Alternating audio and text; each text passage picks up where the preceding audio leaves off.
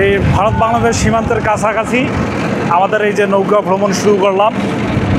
আর ঠিক এদিকে হলো ওই যে দেখা যাচ্ছে সম্ভবত গীতালদহ সেতু, আর ভারতীয় লাইট যে আছে সীমান্ত লাইটগুলো দেখা যাচ্ছে।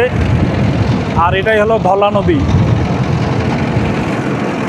সুন্দর একটা আবহাওয়া, মেঘলা আকাশ, নদীর বাতাস আর সাথে নদীর ঢেউ, সব কিছু মিলে অসাধারণ।